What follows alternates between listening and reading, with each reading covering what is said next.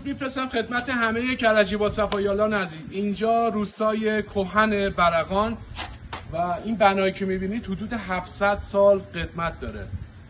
آمدگاه بومگردی حاج آقا بزرگمهر عزیز که 300 سال قدمت داره. همونطور که میبینید امروز همراه همسفرهای خوبم آقای قریشی و آقای فاضلی اومدیم برقان. چه آب و هوای خوبی داشت. اگه بخوام به صورت کلی بگم، روستای برقان در دهستان برقان، بخش چندار، شهر کوهسار، شهرستان ساوجبلا و در غرب استان البرز میان کوههای البرز و هشگرد واقع شده. بر اساس سرشماری مرکز آمار 518 خانوار و 1623 نفر جمعیت داره.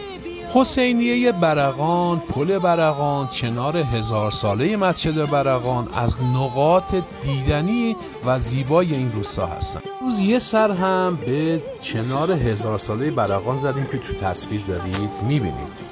خب حتما اسم و آوازه گوجه سبز و آلوی برقان به گوشتون رسیده که اگه بخواید میتونید تو مغازه های این روستا تهیه کنید.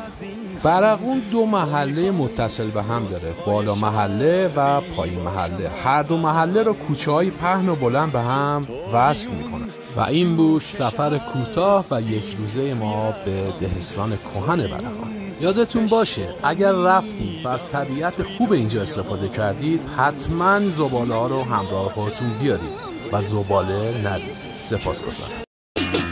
قلبمو با آرزو دوباره درآمیختی، از روزی که اومدی شهر رو به هم ریختی، از روزی که اومدی زندگی آغاز شد، هرچی در بسته بود به روی من باز